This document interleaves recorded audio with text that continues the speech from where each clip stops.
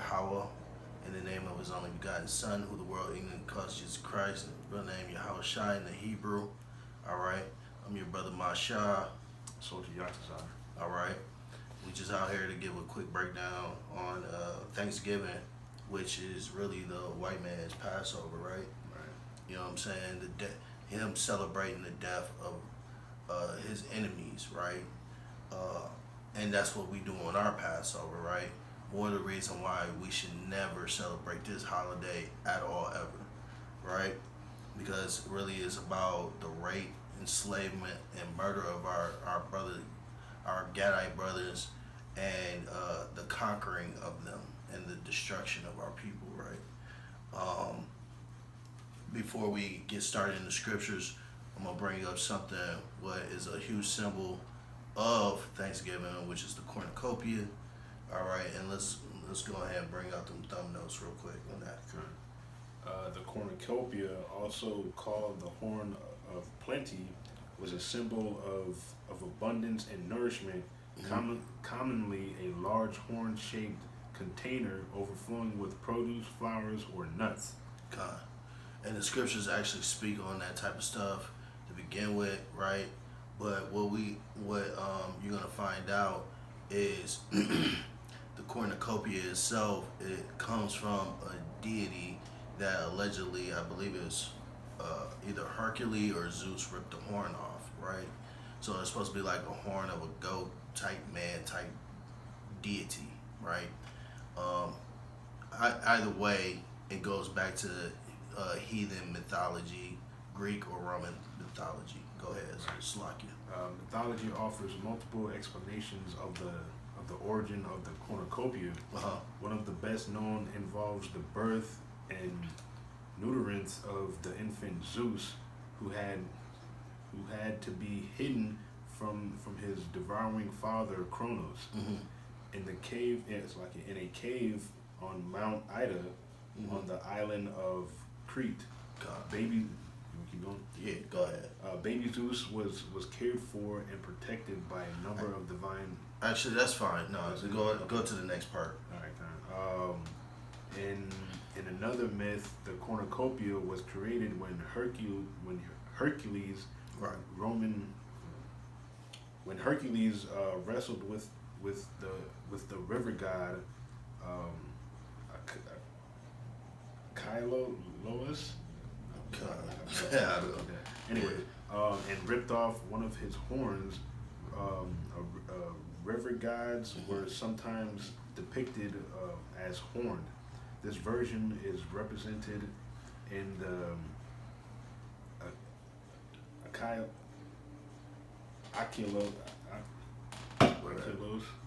and Hercules. Yeah, Achilles. Yeah, Hercules. And Hercules mural painting by the American regionalist artist Thomas Hart Benton. All right, that's good. I do implore you to go and do your own research on the cornucopia, but basically it goes back to other gods. It has nothing to do with our people. It's not an Israelite custom. Go ahead and give me Acts 15 and 20, right? Because Paul, gave us some simple for brothers and sisters that aren't that deep, just things that you need to stay away from, good guidelines. Go ahead, bring that out. This is Book of Acts, chapter 15, verse 20. But that we write unto them that they abstain from pollutions of idols. Right, so you want to abstain from pollution of idols, right? Because Thanksgiving is basically food sacrifice on the idols. So you want to stay away from that type of thing, because you put in that food into your body, you're polluting it, you're fornicating. Go ahead. And from fornication, and from things strangled, and from blood. God. Give me Jeremiah 10, start at verse 1, Baba Kasha. Jeremiah 10, verse 1. Yeah. Hear ye the word which the Lord, which Yahweh spaketh unto you, O house of Israel. Thus saith Yahweh, learn not the way of the heathen, right, and be not dismayed at the signs of heaven. Right. So we're not supposed to learn the way of the heathen. That means we're not supposed to partake in their quote unquote holidays, what we call hell days, right? Folly days. God. So we're not supposed to partake in any of that type of stuff. We're supposed to be holy and set apart. Okay. Let me get did you went all the way to 2, right? Yeah, that was 2. Yeah. Con. So and that was addressed to the children of Israel. All right. You go ahead and give me let's try and get it in there real quick. 2 Kings 17 and 9. We're just gonna run through this real quick.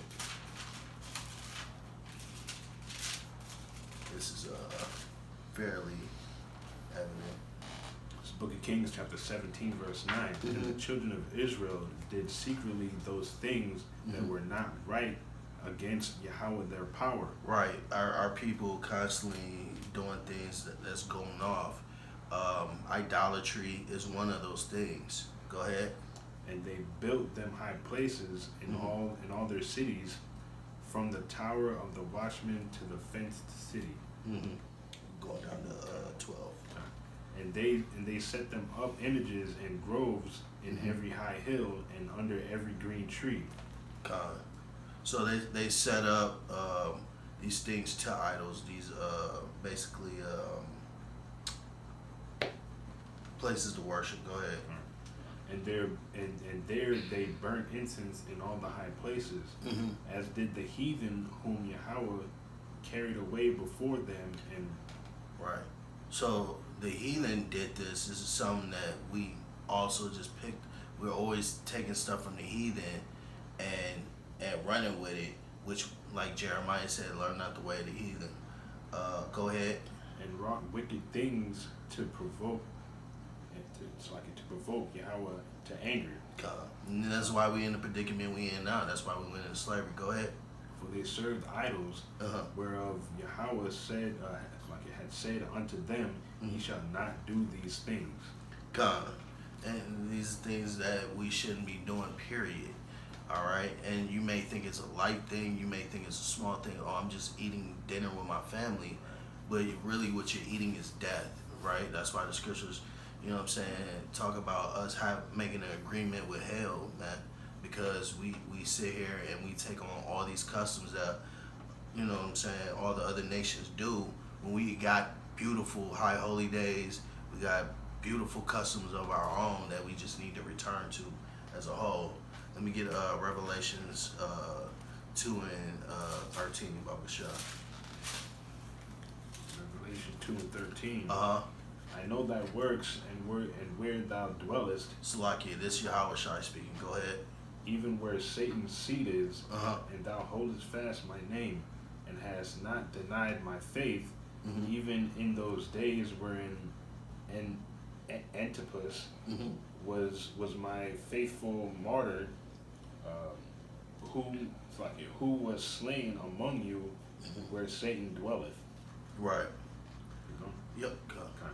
Verse 14. But I have a few things against thee, because thou hast there them that hold the doctrine of Balaam, who taught Balak to cast a stumbling block before the children of Israel. So see, a stumbling block is us going off or sin, right? You eating, like, you can't sit here and, like, a lot of our brothers and sisters find this truth, and then they decide that they're gonna go and spread the message, right? I know somebody that, you know, used to tell the right thing, like tell people not to eat pork, but then you go sit down and have Thanksgiving with them, and they know that you do drugs. You setting a stumbling block. You know what I'm saying? So you showing weakness, man. Go ahead. Cast a stumbling block before the children of Israel, to eat things sacrificed unto idols. Right, to eat things sacrificed unto idols, man. You can't do it. It's just as bad as, you got to understand, we in a spiritual marriage with the Most High, right? So we we have to understand is when we do any type of idolatry, which is fornication, that's basically us committing adultery. So you eating things sacrificed unto idols is just going way the hell off, man. Give me Exodus 20:3, man. You know what I'm saying? Let's go ahead and get that real quick. Okay, Exodus chapter 20, verse 3. Thou shalt have no other gods before me. This is the 10 Commandments. There shall have no other God before me, period. Like, there's nothing to expound on that. I mean, there's no need to expound on that. You know exactly what that means, right? You don't do anything that is to extol a different God, man. Period. Let me get Slocky. Let me get 1 Corinthians 8 and 10.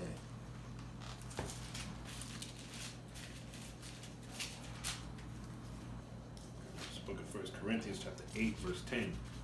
For if any man see thee which has knowledge sit at meat and... Right. This is going into what I was saying earlier. People look at you as one that has knowledge. You going around acting like you're enlightened. This is for brothers and sisters in the truth. You going around acting like you're enlightened. You telling your people all this great stuff. Hey, we the people of God. We the children of Israel. You know what I'm saying? We supposed to be keeping the commandments, the law, statutes, and commandments. But then they go see you sit down and eat Thanksgiving dinner or Christmas dinner or whatever it is, right? They see you being weak, man. Go ahead. Right. For if any man see thee which has knowledge sit at meat in the idol's temple, shall not the conscience of him which is weak be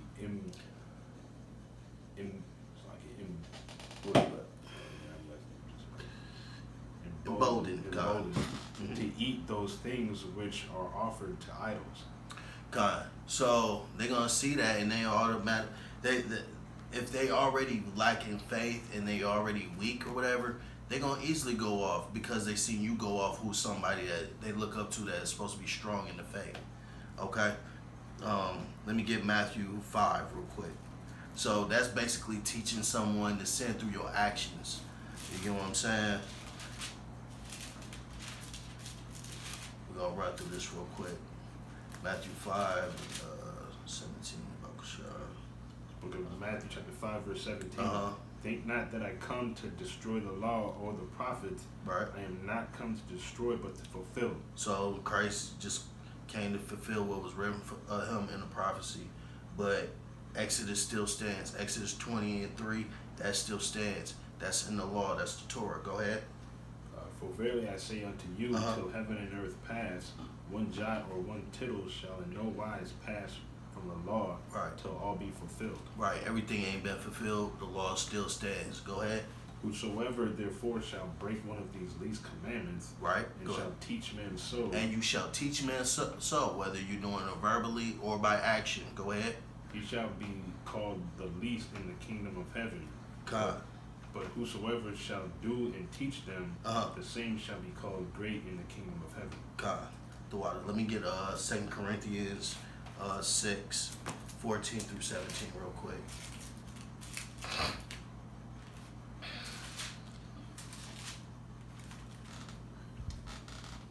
I'm sorry, what number? 6 and 14. 6 and 14. 2 Corinthians 6 and verse 14.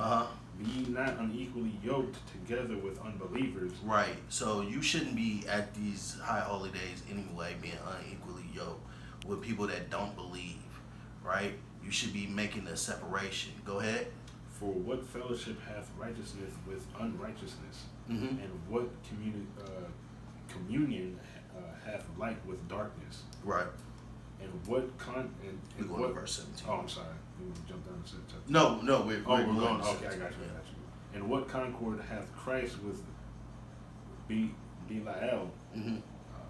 Or what part hath he that believeth with an infidel? Right. And what agreement hath the temple of God with idols? Right. For ye are the temple of the living God. Right. As God hath said, I will dwell in them and walk in them, and I will be their God, Boom. And they shall be my people. So basically, right there, that's letting you know that we the temple of God, and we're not supposed to defile ourselves with meats or foods sacrificed unto idols. Let's go ahead and get 1 Corinthians 3 and close up. Okay.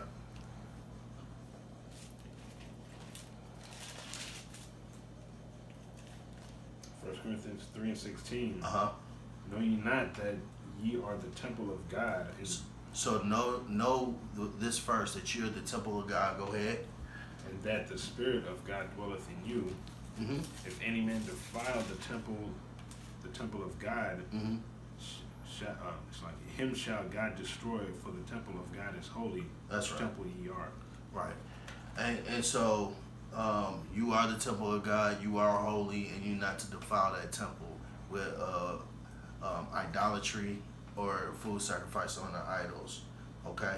Remember, we need to keep these laws, statutes, and commandments. We need to be showing an example to those that don't know and to the foolish and unwise. All right? And with that, I'd like to say shalom.